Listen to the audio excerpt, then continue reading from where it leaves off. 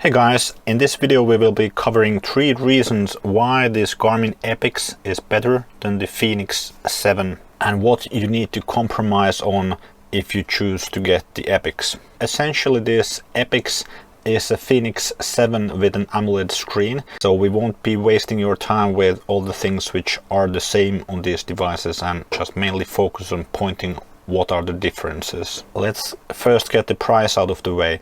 So this Epix starts at $899 and goes up to $999, and this Fenix 7 starts at $699 and goes up to $999. Those prices are in US dollars. Be clear, the price is not in favor of the Epix since the Epix is more expensive. All of the reasons in favor of the Epix are based on the AMOLED screen, so you really need to love this AMOLED screen if you're going to choose the Epix over the Fenix 7, since you do also need to make some compromises, the main compromise being battery life. The first reason in favor of the Epix is the AMOLED screen, which is super vibrant with the awesome colors. On the Fenix 7 the colors look a bit washed out in comparison. For example, the red is very dim compared to this bright red on the Epix. For example, if you go into the activities here and look at this activities HR zones, we can see all of the colors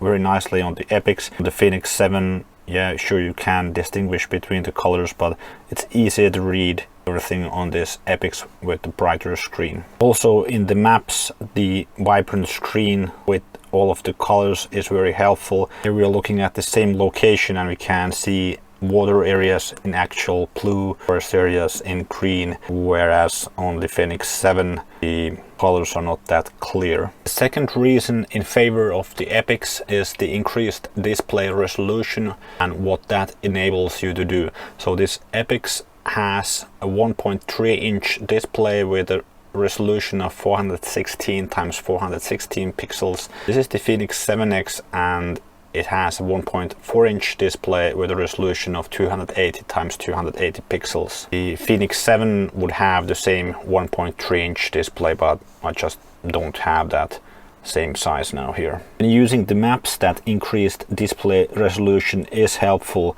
Here at this zoom level of 500 meters we don't see that much difference in the details, but if we zoom in one step at this 300 meters zoom level we see a lot of details and kind of roads or pathways in the forest here. If we zoom the 300 meters zoom level here on the Fenix 7 we don't yet see those details, so we still need to zoom one more level in before we can see those pathways in the forest. So using the maps is a better experience on the Epix because of this increased resolution and the brighter colors on the screen. It just makes it easier to read. Another advantage which you have with the increased resolution is the amount of text you can see when you receive an email or a message. On the Epix we see multiple rows of text without clicking anything, so we see who the message is from, then we have 5 lines of text, and on the Fenix 7 we see a lot less. So for example, this message we can scroll through on the Epix with 1, 2,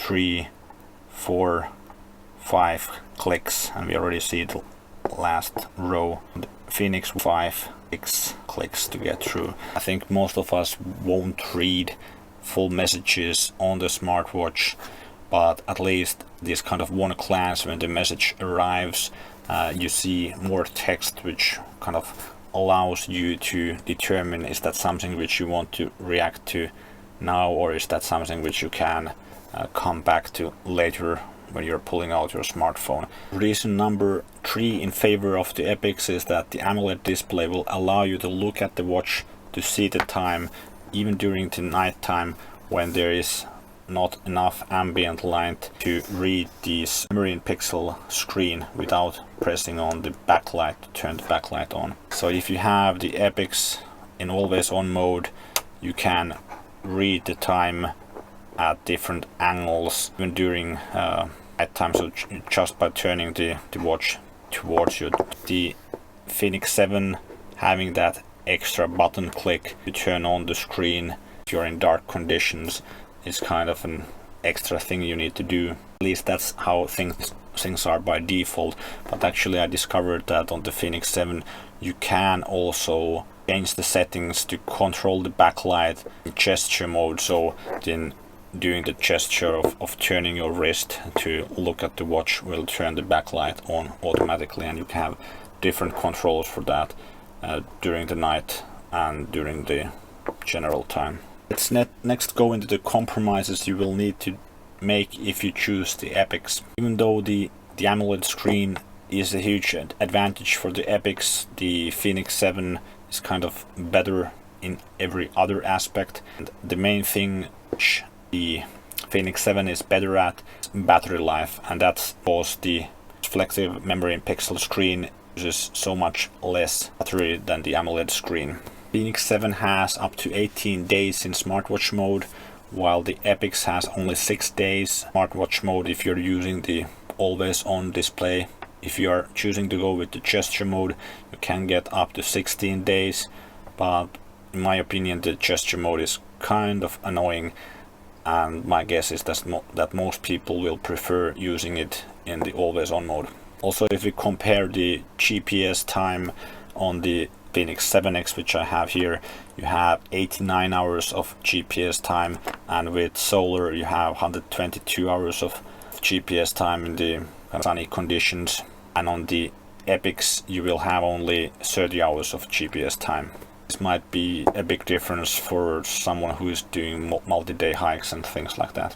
Another major difference is the lack of solar charging on the EPIX, and that of course makes a difference for the battery life as well if you are in sunny conditions. So just to make a point, this Fenix 7X, which in any case already because of its larger size has a larger battery, it can do 28 days in smartwatch mode, and with the solar charging it can do 37 days. So comparing that to the 6 days on this EPIX, that's a huge difference.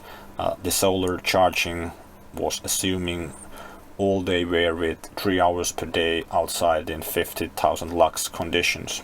Another thing with the EPIX which you might need to compromise on is the watch size. The EPIX comes only in one size, which is the kind of medium Fenix range size. If you have a smaller wrist you might prefer the 7S, or if you have a larger wrist you might prefer the Fenix 7X. Something which you can't get on the EPIX, at least yet, is the flashlight. So the Fenix 7X has this LED flashlight, which I think is very helpful. On the EPIX you can also double tap the light button to get the screen flashlight, which is helpful as well, but it's not on the same level as this LED flashlight on the Fenix 7X. The LED flashlight is only available on the 7X, not on the 7 or 7S. Even with those compromises in mind, I think this EPIX is a perfect choice for those who have always wanted the flagship Garmin Fenix smartwatch with a bright and vibrant AMOLED screen. This might be the time to get an EPIX if you have favorite smartwatches like the Apple Watch or the Samsung Galaxy Watch, because they have AMOLED screens, but have felt that that's a bit of a compromise due to the lack of multi-sport functionality. So the EPIX comes with all of that multi-sport functionality which is on the Fenix lineup, but you do compromise on battery life.